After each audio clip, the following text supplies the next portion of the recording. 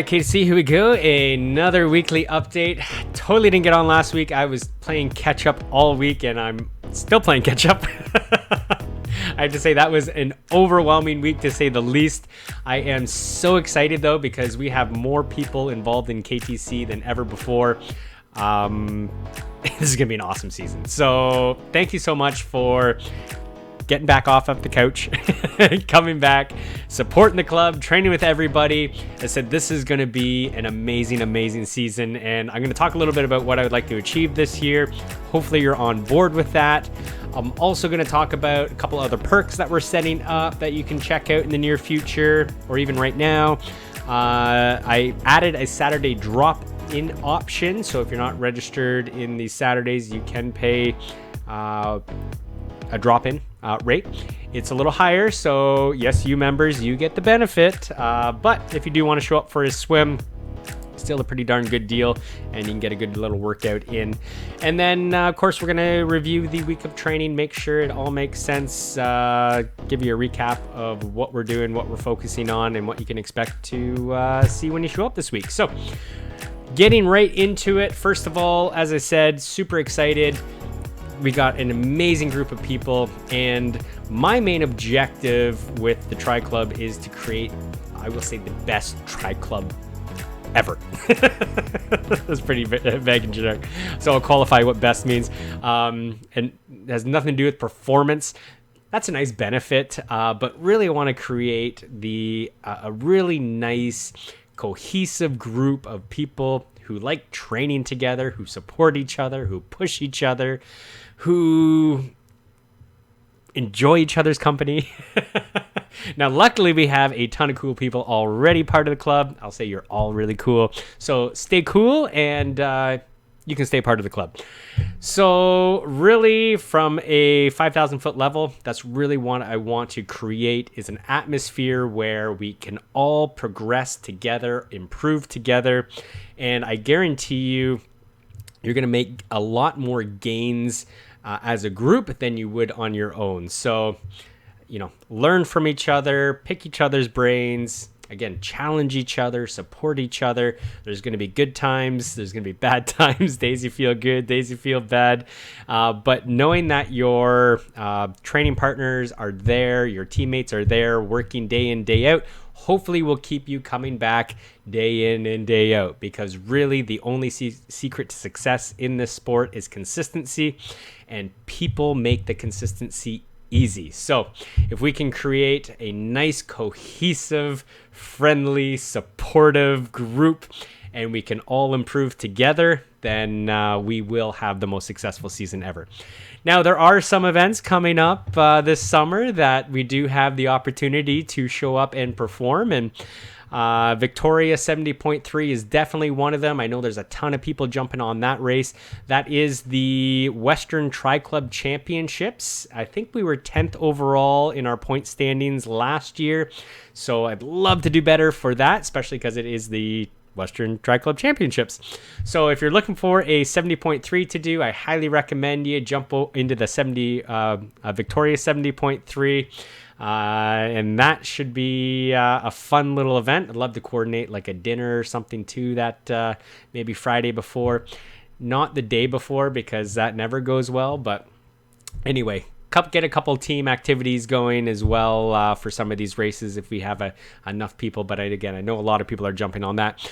And last year we did win the Tri Club points for the Ironman Canada, so that would be an awesome one to repeat on. I've pulled the trigger on it. I'll remind you that Ironman has the Flex 90 program now. So if you sign up within 90 days of registration opening, which for Canada, you have pretty much to the end of this month, not quite to the end. I think it's like the 27th or something like that. And that will allow you, if for some reason you can't do the race or something happens, you can transfer it, defer it, get a partial refund, etc. So if you are looking to go all in, committed, no better motivator than fear. So anyway, those are the two locals that would be wonderful to win some Ironman points challenges. Of course, we have a ton of local races as well. Love to support the Cherry Blossom, obviously. I'm not too sure where that's sitting at the moment, but hopefully we're going to be pulling that one together. The Dynamic Race Series runs a lot of great races in Oliver. There's a new half in Osoyoos this year. There's the Cal Rat Sprint. I think the Peach is coming back. We'll see.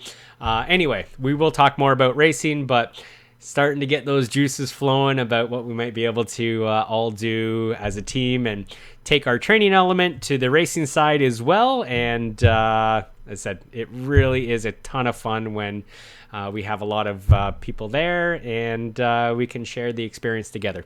So that's what I'm looking to do in terms of team building. And I need everybody on board, obviously, to make that happen. So no squeaky wheels.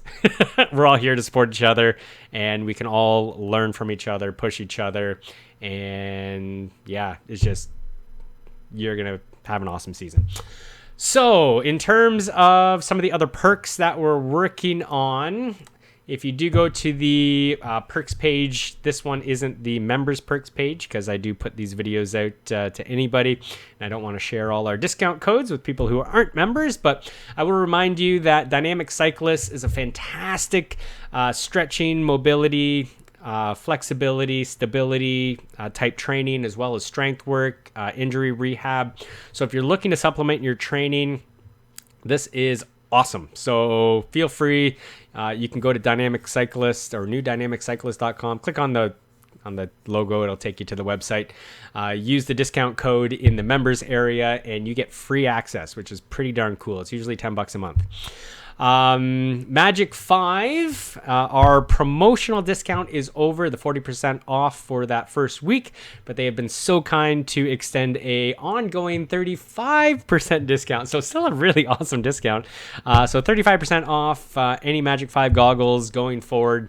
And again, you can use the discount code in the members area. And then of course, Play right now is offering any KTC athlete 15% off their regular priced items. And again, see the members area for how to take Play up on that discount. It looks like we have secured a nutrition, I'll say partner for the club for this season. F2C has come on board to support us, so they will be providing a discount as well as some other perks, which I'll talk about in the future once we've got it all solidified. But look for that. I want to thank Josh for reaching out to F2C and setting that all up. They are amazing supporters of the tri community. They come out over COVID, put on the COVID man. They're at all the events, just really good ambassadors of the sport, and I'm super happy to partner with them in terms of what we're doing. So that is it for perks. The drop-in for Saturday, if you do want to drop in, I do have a limited number of slots or spots that can be purchased. But we shouldn't run out. I think we should be okay in that front. Under the top menu, when you log in to the members area, you're going to see drop-in clinics and camps. Now, obviously, I haven't done any work on clinics and camps yet, but I'm going to put it out there as a future thought. And you just have to go down or go over to this drop-in option here, add to cart. It's $13.50 plus tax to drop in, and basically just complete the checkout and show up on Saturday. So you are welcome to do that anytime if you aren't signed up for Saturdays and you want to just randomly drop in. Right now we're doing quite a bit of dry land work prior, and then we're hitting the pool. So really good little cross-training activities that we're working into the program as well right now. So that is the drop-in option. Moving on to the week of training. So last week was the orientation week, I'll call it. We're going to be continuing to do orientation and really just preparing to train. So we're taking it up a little bit. Obviously, today's a recovery day. You can read my whole spiel on why recovery is important if you like. I would recommend it. It is the most important aspect of your training. It's not working hard, it's recovering well. That is when you get faster. So If you can flip your mindset as a recovery focused mindset, then I guarantee you're going to stay a lot more consistent, because you're going to stay injury free, because you're going to be paying attention to how well you're recovering and how well your body's feeling, and not pushing beyond your limits where you are going to end up with some sort of chronic injury that's going to put you out for a prolonged period of time. So in the pool tomorrow, we are going to be visiting some basic body position work. If you remember this from last year, we are going to be doing a little bit of floating. Now, I know some of you feel you're beyond this. Doesn't matter if you're the worst swimmer or the best swimmer. It's so good to come back to some of this work. It sometimes, I don't know, reminds you of things you should have been doing or thinking about, or you were at one point and you forgot, or you may have a whole new epiphany because you're at a whole different level of swimming now. So we are going to be playing with some horizontal body position work and different strategies in terms of maintaining good body position, the differences amongst swimmers, and why you may be getting conflicting advice either online or from me, because everyone is different and unique in the pool, in their body types and how they float, how they move, etc. So we're going to explore some of those concepts, and then we're going to swim a bunch and kind of allow you to experiment with some of those concepts. I recommend, if you got fins, make sure you bring them. We have some work we can do with a snorkel. The Pool Boy kickboards are there already, but again, if you haven't got on purchasing those fins or swim snorkel, please get on that as soon as possible. We are starting to use it already. So that will be the pool tomorrow morning. Then we have a very simple strength session in here. You can do this at home if you like. You could do it in the gym. There are links to embarrassing YouTube videos that I've made if you want to see demonstrations on whether it's this activation sequence here, any of these exercises. These are all body weight. If you don't have stretch bands, those little mini bands, I have provided options. So instead of doing the lateral side shuffle, you can just be laying on your side and doing your lateral leg raise, you know, the good old Jane Fonda's, and modify like that. Same with the stretch band cowboy walk. You could do just simple leg lifts on your back. Not, exactly the same exercise, but you're going to be generally hitting the same muscle groups as it was intended.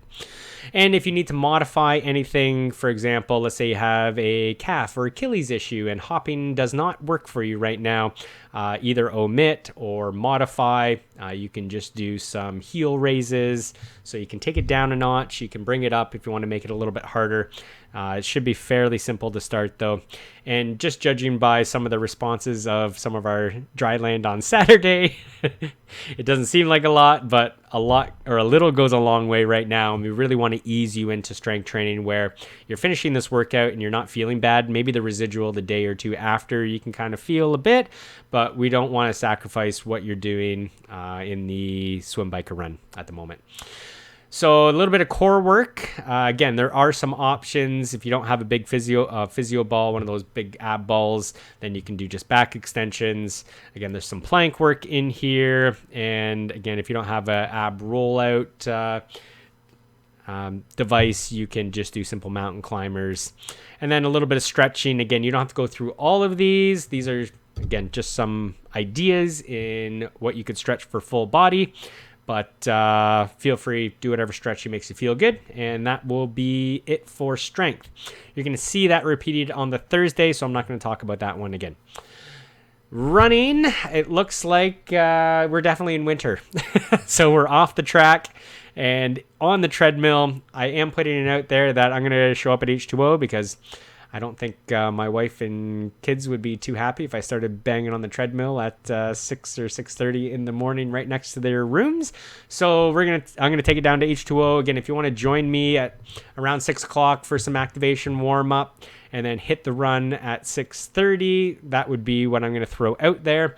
If you do want to do some of these runs, I've picked and choose just some of the Zwift stuff at the moment.